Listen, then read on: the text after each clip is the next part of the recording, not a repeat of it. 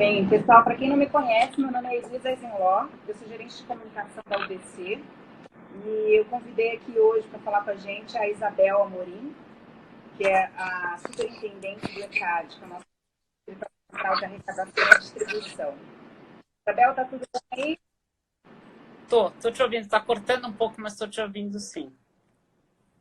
Eu vi que ficou um pouquinho falhada a sua transmissão, mas a gente vai fazendo e se Vamos. parar a gente volta. Tá. Isabel, eu queria que você contasse um pouquinho sobre a sua trajetória, né? Você assumiu a superintendência do ECAD recentemente. Você pode falar um pouquinho sobre qual o seu histórico, de onde você Posso? veio? Bom, eu venho. Eu trabalhei toda a minha carreira vem do mundo da mídia, né? Eu trabalhei em mídia durante quase 30 anos. Comecei minha carreira na Editora Abril já há muito tempo. Trabalhei quase 15 anos, metade da minha carreira no New York Times, com direitos autorais, viajando muito pela América Latina, Estados Unidos e tal. E depois voltei para o Brasil para assumir a operação do El País, para montar o jornal El País no Brasil.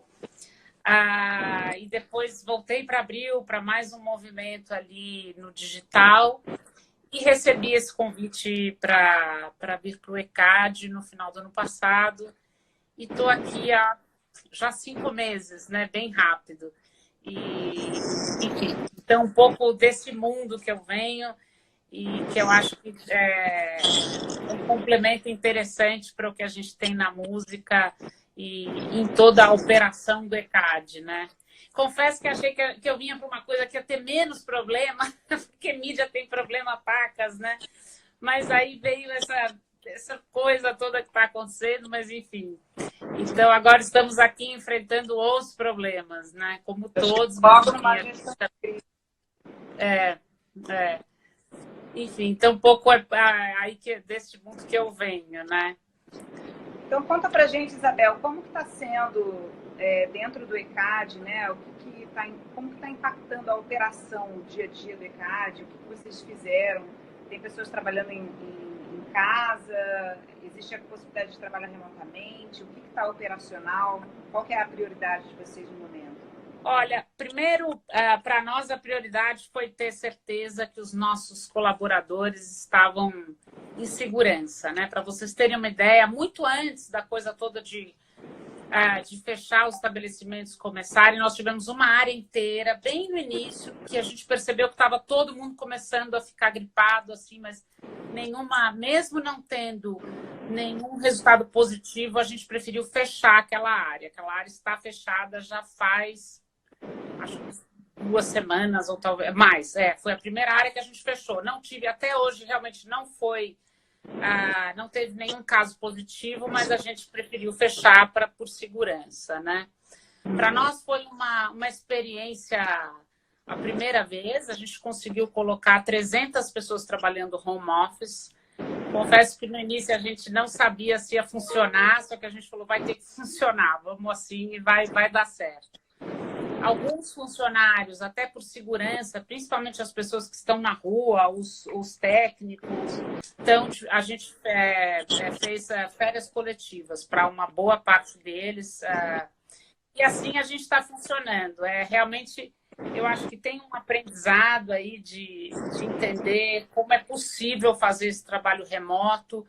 Eu diria que está todo mundo bem cansado, porque trabalhar de casa dá muito mais trabalho, né? Porque você não tem aquele momento, ufa, do cafezinho, pauleira, trabalhando. E de verdade tem sido um trabalho bem duro, porque a gente tem sido impactado em diversas áreas, né? Está sendo bastante difícil, assim, porque você tem, imaginando que não só a parte de eventos e shows, todo mundo sabe, para as pessoas é muito claro que, uma vez que isso é cancelado, o compositor, o produtor fonográfico, enfim, os músicos não vão receber. Mas você tem também todos os estabelecimentos fechando, né? E é óbvio que eles, se estiverem fechados, não vão pagar direitos autorais. Isso é mais do que esperado. Para vocês terem uma ideia, nós já recebemos 4 pedidos de suspensão de pagamento. Só essa semana, 2.500. 4.000 pedidos, só essa semana, 2.500. Então, é brutal, assim, realmente é um negócio bem assustador. Então, a gente tem que tirar a gente da rua, que é perigoso estar lá, nem podem estar, deixar as pessoas em casa, mas poder atender. Não posso dar férias para todo mundo, é impossível. A gente tem tudo acontecendo, né?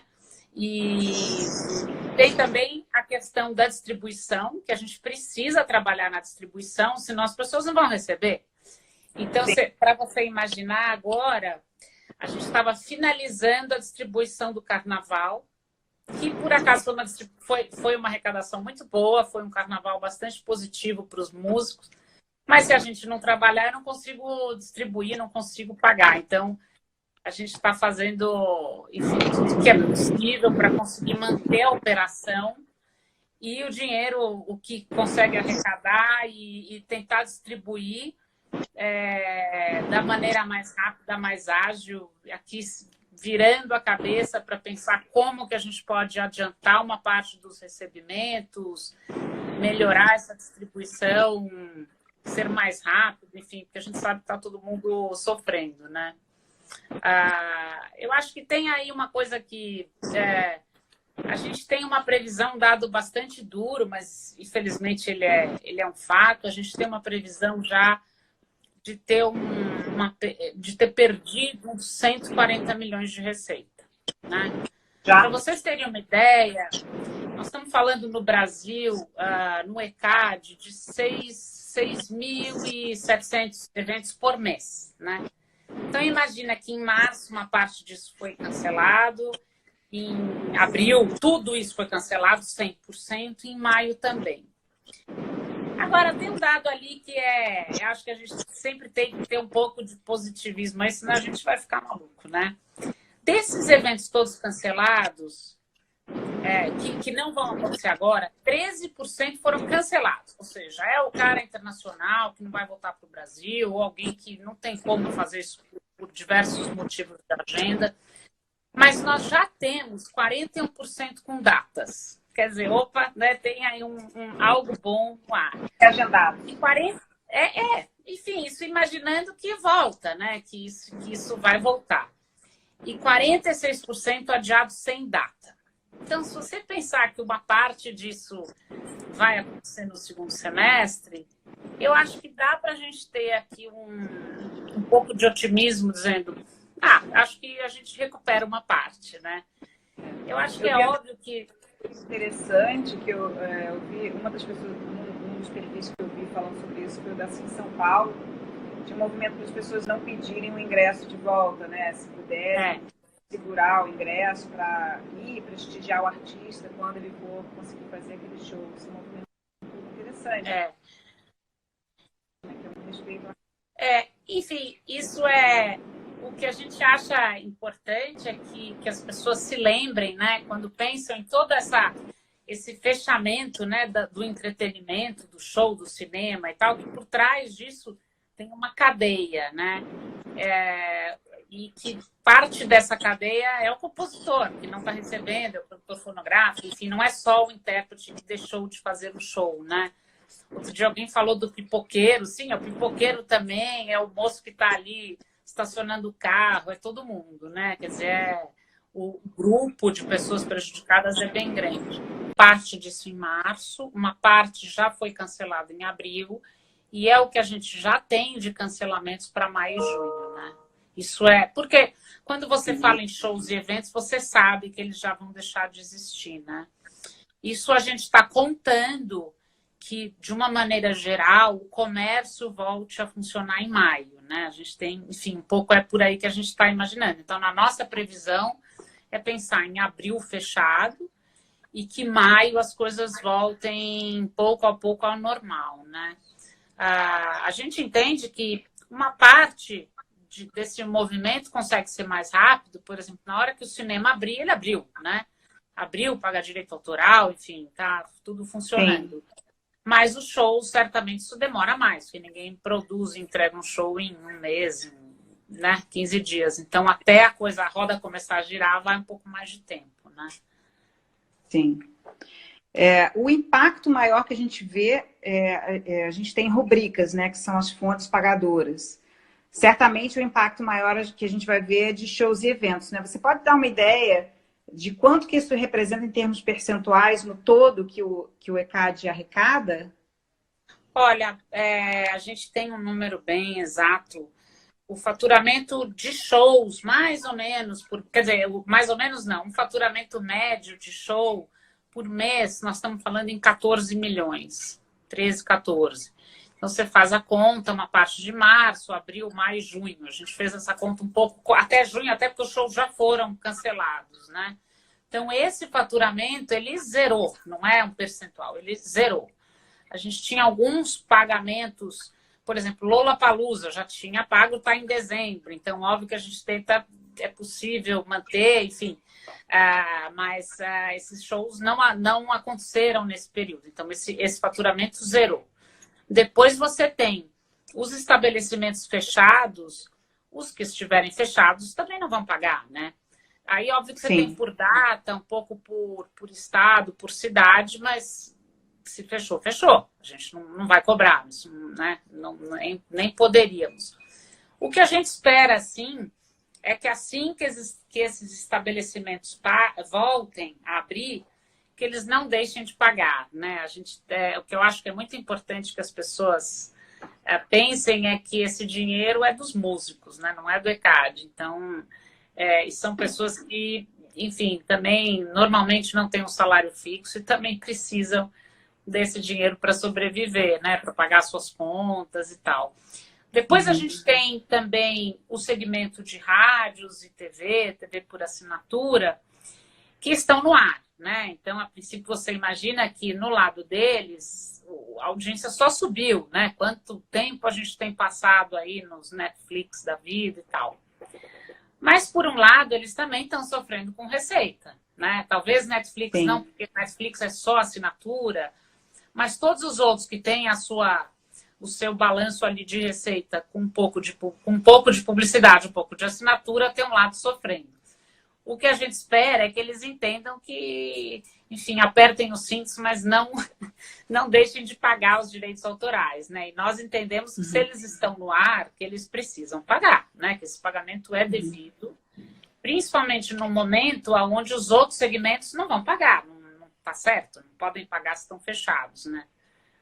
Então... Sim.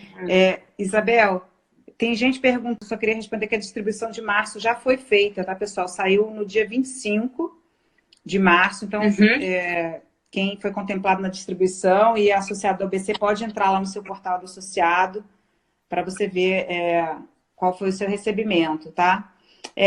Isabel, eu queria que você falasse um pouquinho Elisa, sobre as medidas. Acho importante falar que no caso da distribuição não vai ter nenhum atraso, muito pelo contrário. A gente fez um adiantamento, a gente quer fazer mais adiantamentos em abril, inclusive que nós estamos tentando fazer e de uma maneira bem conta mesmo, dizer, olha, eu perdi aqui, sei lá, até agora perdi tanto. Eu estou tentando adiantar ao máximo outras rubricas, a gente está fazendo todas as contas possíveis para tentar pagar o quanto antes, por exemplo, carnaval, quanto antes eu puder finalizar o meu processamento de carnaval e pagar, a gente quer fazer. A gente quer que esse carnaval saia o mais rápido possível.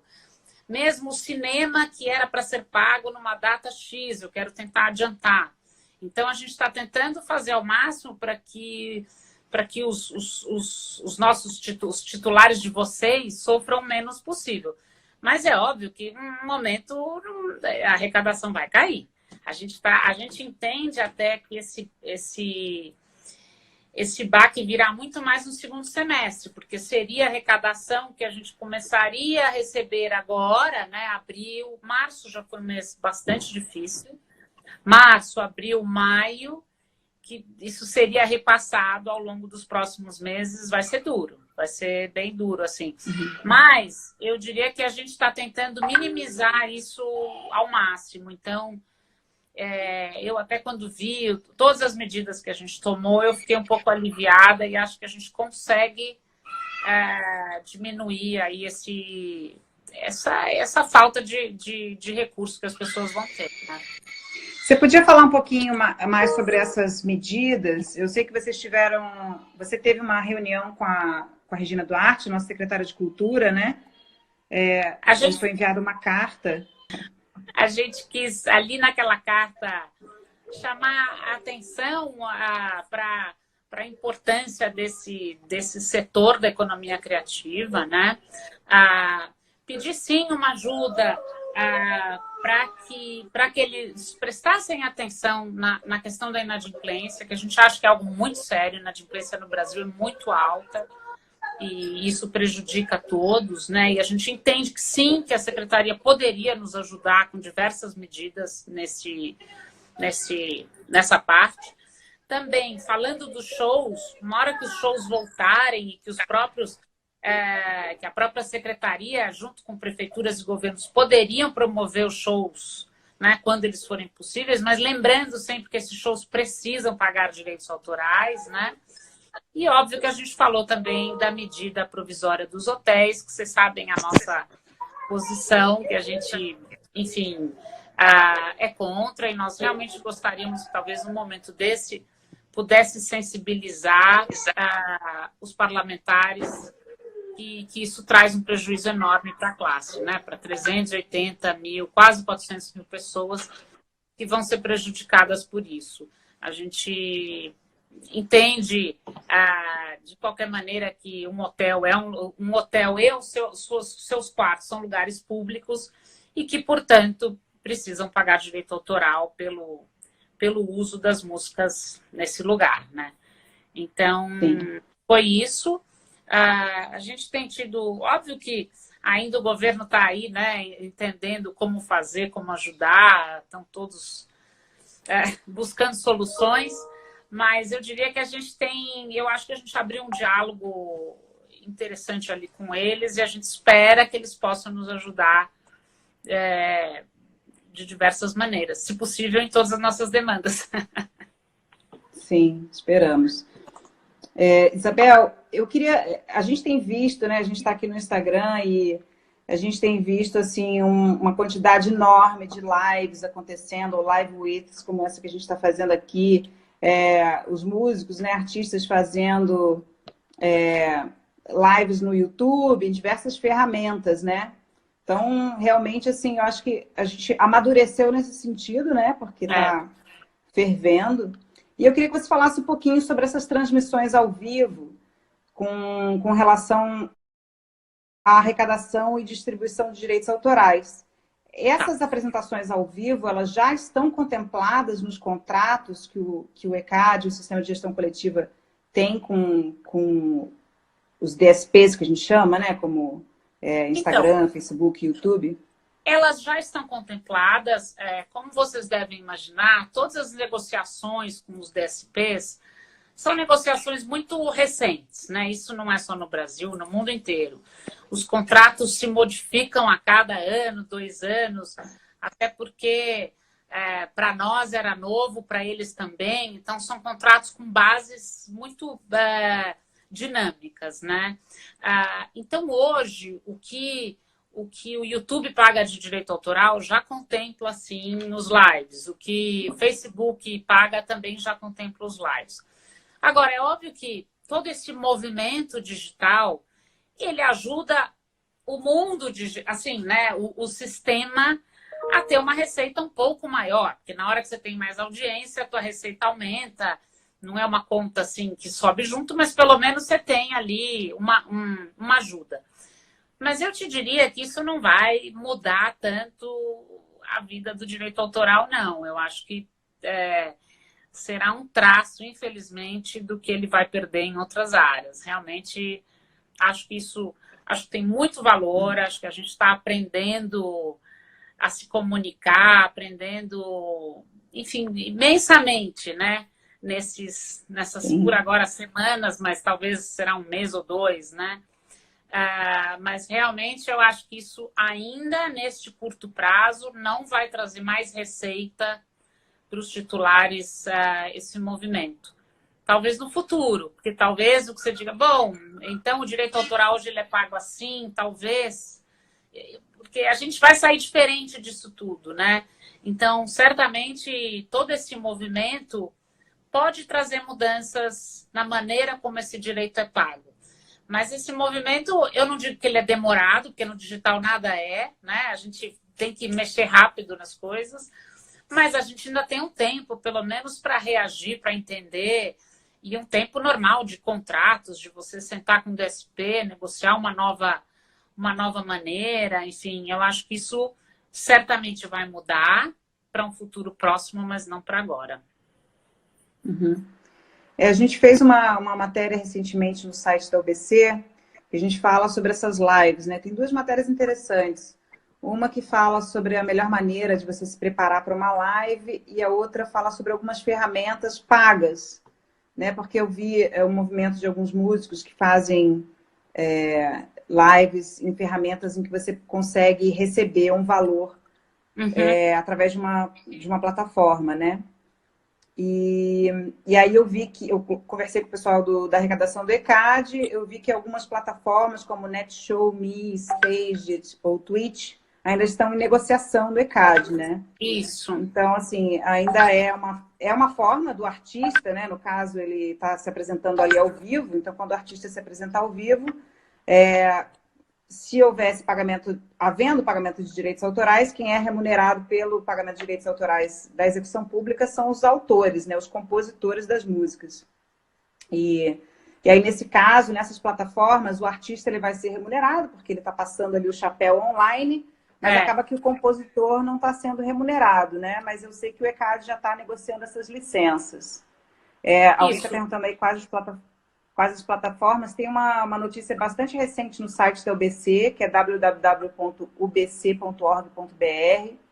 E aí você pode dar uma olhadinha lá em algumas plataformas. Tem a Tage, tem Stage, Netshow Me, mais algumas, né? Isso. Esse mercado é muito novo, né? Para você ter uma ideia, a conversa do ECAD com o TikTok começou esse ano. Então, e o Brasil, por surpresa nossa, ainda é muito pequeno para eles, né? Então, como eu falei antes, eu acho que... O Brasil ainda é pequeno para eles? Representa um percentual mínimo ainda de toda a audiência que eles têm.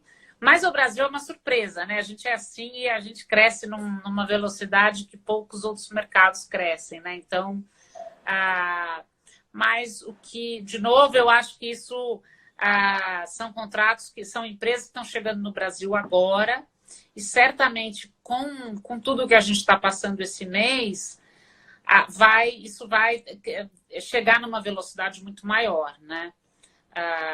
E a gente precisa também correr do nosso lado e tentar manter, enfim, fechar esses acordos o quanto antes. Mas imaginando que essas empresas são empresas internacionais, com pólices, então até você conseguir que tudo isso aconteça não é amanhã. E olha que a gente é rápido. Então, dentro da nossa agilidade, as coisas têm um movimento do negócio aí para acontecer, né? Isabel, tem uma pergunta interessante aí. Não sei se você seria a pessoa certa para responder ou se de repente alguém da distribuição, mas sobre o pagamento, né? A gente fez recentemente uma distribuição do Facebook e Instagram, mas eles ainda não conseguem identificar as músicas que estão sendo executadas, né, dentro da plataforma. Você consegue falar um pouquinho sobre como é feita essa distribuição? A gente fez, aí eu vou falar um pouco de um outro DSP para falar do Facebook e Instagram. A gente fez a distribuição do YouTube também, e eles sim nos mandam as informações. Então, a gente fez um matching e distribuiu. Quando nós fomos fazer a distribuição do Facebook e Instagram, a gente não tinha como não tinha como fazer essa distribuição direta porque eles não estavam prontos para mandar essa lista, né? Para mandar o relatório das músicas tocadas. Então, o que nós fizemos foi pagar por associação e pagamos com base no pagamento do YouTube. Então, foi um pouco usando essa linha de raciocínio que a gente pagou. Esse contrato com eles também está sendo negociado e nós esperamos que agora, ainda esse ano, que a gente consiga fazer uma distribuição direta dessas duas plataformas. Sim. O YouTube, ele já tem uma ferramenta que permite identificar todas as músicas que estão ali. Então, a gente consegue fazer uma distribuição direta. A Isabel falou ali de distribuição direta, então, só para explicar, para quem não sabe muito bem o que é, a distribuição direta é quando a gente consegue distribuir o valor que foi arrecadado exatamente para cada música que foi executada. Então, se a sua música no YouTube executou, não sei, 5.000 vezes, no Brasil, a gente consegue pagar essas 5.000 execuções. Então, isso é uma distribuição direta. Aí, no caso, a distribuição do Facebook e do Instagram, que foi feita esse ano pela primeira vez, a gente faz uma distribuição indireta, que é com base em uma outra plataforma, né? Com base em um outro método. Não é exatamente o que foi executado ali dentro, por enquanto, mas eles já estão desenvolvendo uma ferramenta, né? Parece, para identificar as músicas. A gente fez o que a gente fez por analogia, né? Então, bom, o que é mais próximo dessas duas plataformas? E a gente entendeu que seria o YouTube. Do mesmo jeito que algumas vezes para outras rubricas, a gente também faz por analogia e tenta usar o que é mais próximo para poder distribuir, né? Mas eu espero e entendo que Facebook e Instagram estarão prontos, sim, para fazer essa troca de dados conosco ainda esse ano. Eu entendo que sim, né?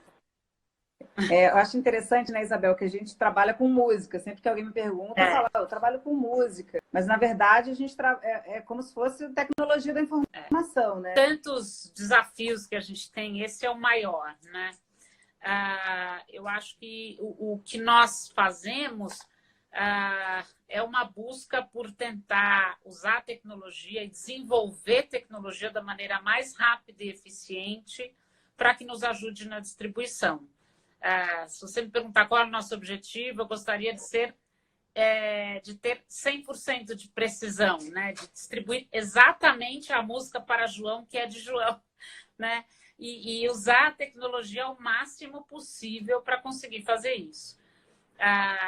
Eu acho que a gente alcança alguns objetivos, mas sempre tem outros para seguir, né? Hoje, eu diria que hoje nós estamos num momento de ter projetos ágeis, então eu acho que isso é uma mudança assim que na minha gestão, pelo menos eu entendo que um desenvolvimento de projeto ele não pode demorar mais do que alguns meses. A gente precisa desenvolver, entregar. Eu gostaria de ter no prazo de 1 ano em tudo que a gente quiser fazer de melhoria tem que ser rápido, porque não adianta eu ter um projeto para demorar 5 anos, até aí já tá muito tarde, né? Verdade. Então, enfim, o que a gente quer sim é conseguir melhorar a gravação de show, conseguir melhorar todo o que a gente consegue entender de rádio, a nossa tecnologia de televisão. Por exemplo, você imagina o trabalho que é a entrada dos DSPs, a quantidade de fonograma que isso trouxe para nós, né, para o mercado. Todos, cada seriado, cada capítulo tem ali uma lista de música, isso precisa ser lido, precisa fazer matching. Então, o DSP, ele entrou, hoje ele é um faturamento X no sistema de gestão coletiva, mas dá um trabalho 5x, né? Óbvio que a gente sabe que isso vai trazer o resultado e a gente tem que investir, vai seguir investindo nisso, mas o que eu digo é que o digital, não só áudio e vídeo, mas também só áudio, trouxe uma necessidade de se investir em tecnologia com mais rapidez, muito maior, né? Sim. Então, a gente vem investindo, eu tenho uma equipe importante de tecnologia, a gente tem conversado com muitas empresas de fora que possam nos ajudar, que possam nos trazer ideias, desde startups, empresas que consigam olhar o nosso negócio e que tragam ideias que a gente talvez não tenha tido ainda, né? Até isso foi para nós, eu acho que isso é importante, a gente não pode ficar muito focado só na música, porque muitas vezes a ideia está ali no vizinho, né? Que fez um negócio incrível e que a gente pode acoplar. Então, isso para nós é parte fundamental do nosso trabalho e a gente vem fazendo isso com bastante força, assim. É algo que para nós é uma prioridade, né? Até porque Sempre você tem. falou, sem a tecnologia eu não vou conseguir arrecadar e não vou conseguir distribuir. Então, E sempre tem também aquele equilíbrio entre o que a gente quer fazer e o que é possível economicamente viável, né? lógico. Inclusive o desafio da arrecadação feita pelos técnicos, né? Bem, mas antes de falar sobre isso, eu queria só responder uma pergunta. Alguém perguntou o que é DSP. DSP é o que a gente chama de Digital Service Providers, que são os provedores de serviços digital, como o YouTube, o Spotify, Facebook, Instagram. E esses serviços digitais, eles correspondem, pelo menos em 2019, eles corresponderam a aproximadamente 11% da arrecadação total do ECAD. Mas eu acredito que a gente pode ver um crescimento aí, né? Hoje ainda o que é mais importante em termos financeiros na arrecadação do ECAD são o que a gente chama de broadcasters, né? Que são as transmissões de TV fechada e TV aberta. E aí eu queria evoluir um pouquinho para falar sobre o trabalho dos técnicos, né? Eu vejo que tem muita pergunta. Algumas pessoas, né, que eu encontro, artistas, de repente, independentes, que falam: eu estava produzindo um show e veio um agente do ECAD me cobrar R$ 200 que eu paguei para ele em dinheiro. E sempre que eu ouço isso, eu falo, gente, todo mundo precisa entender que não existe pagamento para o agente do ECAD em dinheiro. Eu queria que você falasse um pouquinho sobre como que é feito essa licença para eventos e como que é o relacionamento com os técnicos. Então, o pagamento em dinheiro não existe, né? A gente tem ali, eu acho que são 100, 102 técnicos no Brasil todo, né? Então, você imagina que tem, enfim, gente não em toda a cidade do Brasil, mas a gente tenta cobrir ao máximo o mercado dentro da nossa capacidade, né? Esses pagamentos deveriam ser feitos por boleto, né? Até hoje por boleto. A gente está finalizando em novas formas de pagamento, então vai ter maquininha e tal, mas nunca por dinheiro, nunca em dinheiro. Inclusive, é importantíssimo, se caso isso aconteça com algum de vocês, que vocês nos digam assim imediatamente, porque no passado, que eu já nem me lembro quando isso aconteceu e essas pessoas foram demitidas. Essas pessoas, entendemos nós, que não estão mais dentro que não fazem mais parte do nosso quadro de funcionários colaboradores e não deveriam fazer.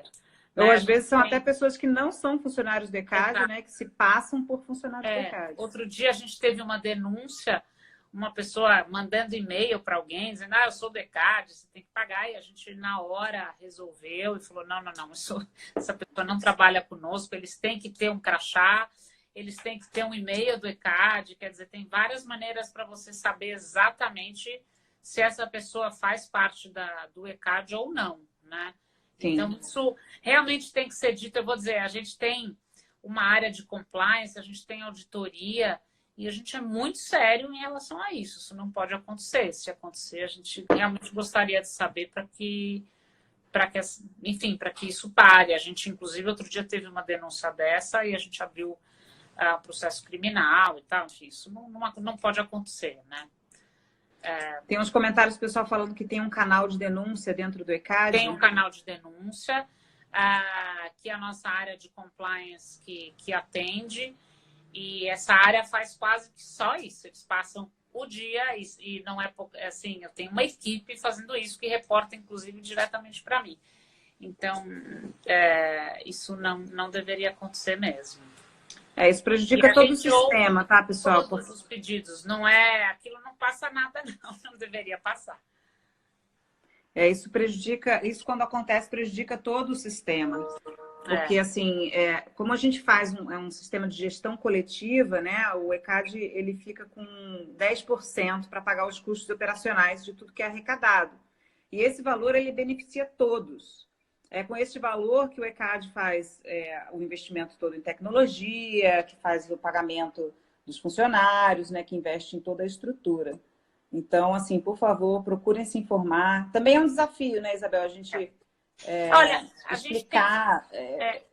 A gente tem vários desafios, por quê? Porque, assim, o Brasil é muito grande, o mercado é enorme. Se você imaginar, para cada segmento, para cada cidade, para cada região, você tem um tipo de tabela. Agora, isso foi criado não para dificultar o nosso trabalho, muito pelo contrário, seria até mais fácil para a gente fazer uma tabela simples e acabou. Mas essa tabela ela é necessária que seja assim para que a gente entenda que esteja cobrando o correto de cada estabelecimento, né? Então, muitas vezes no estabelecimento, mas por que você vai me cobrar A, B ou C?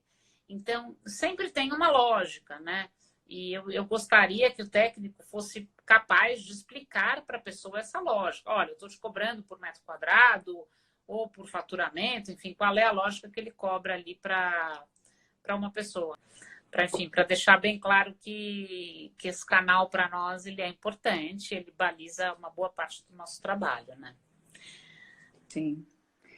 Bem, então, Isabel, você quer... Na verdade, a gente já está finalizando. Queria saber se você quer acrescentar mais alguma coisa, se você quer deixar algum recado para os músicos nesse momento. Acho que tem muita gente que... Enfim, a gente está fazendo essa live mais no sentido de... A gente não quer dar mais notícias ruins, mas a gente quer preparar as pessoas, né? Então, eu queria saber se você quer deixar um recado para as pessoas, para os associados, para os músicos. Olha, eu acho que o meu recado, ele é, assim, primeiro dizer que a gente está trabalhando muito mais do que se estivéssemos lá, né? O ECAD não parou, a distribuição não parou. Outro dia a gente teve que fazer ali um esforço extra para conseguir terminar uma distribuição rápida, quer dizer, estamos até 8, 9 da noite trabalhando com bastante esforço para que a distribuição seja feita da maneira mais rápida possível. E um pouco, assim, deixar um pouco de otimismo, realmente a gente pensar no que eu falei no início, né? Você tem tudo isso que foi cancelado, mas uma boa parte disso vai voltar. Eu acho que, como todos, ninguém vai passar sem ter um pouco de prejuízo disso tudo, mas eu ainda acredito num segundo semestre bom, onde as pessoas vão estar querendo ir para a rua, querendo ouvir música, querendo ir a shows, restaurantes, bares, enfim, voltar Teremos a consumir. uma catarse na volta. Com certeza, com certeza. Outro dia em casa a gente fez uma brincadeira e falou: o que vocês querem fazer quando tudo isso acabar? Enfim, minha filha queria ir à praia, eu quero ir num bar ouvir música e espero que muita gente queira fazer o mesmo, né? Tá bom, Isabel, muito obrigada. Tá, vou só dar alguns recadinhos aqui da UBC. Pessoal, para quem está aí ouvindo, eu quero dar uma dica para vocês. Quem está em casa, quiser aproveitar esse momento para aprender um pouquinho mais. Na segunda-feira que vem vai começar um curso, que é um curso da CISAC, que é a Confederação Internacional das Associações de Autores. O curso se chama Copyright e os Negócios das Indústrias Criativas. Esse curso ele é todo online, gratuito. Então, você pode se inscrever, vai lá no site da UBC, www.ubc.org.br. Tem um banner bem grande, assim, no site, um banner móvel. E você vai ver, tem um pincel bonito, assim, que vocês vão ver esse curso. Vocês podem se inscrever e já começar a ter aulas na segunda-feira para aprender um pouquinho mais sobre esse negócio, tá? E outra coisa também, a UBC fez uma ação, que a gente está fazendo um repositório de todas as iniciativas privadas ou governamentais de mitigação desse impacto econômico para os artistas, né? Então, tem vários editais, a gente está atualizando esse repositório todos os dias. É a primeira notícia lá do site da UBC. Então, e se vocês quiserem também ser informados, é só você assinar a newsletter da UBC, lá no rodapé, no site, tem um lugarzinho para você deixar o seu nome e seu e-mail. E eu agradeço muito aqui a presença da Isabel Amorim, superintendente do ECAD. Obrigada por dividir com a gente seus conhecimentos, Isabel. Obrigada. E essa live vai ficar disponível aí, depois a gente vai colocá-la no YouTube também. Tá bom. Também queria comentar que nós também faremos uma live na semana que vem. Eu sei que todos os titulares estão aí nervosos com o que está acontecendo, então nós gostaríamos de tentar trazer informações quase tempo real, se possível, para todos. E então, nos vemos semana que vem. Tá bom? Até semana que vem. Obrigada. Obrigada. Tchau, tchau.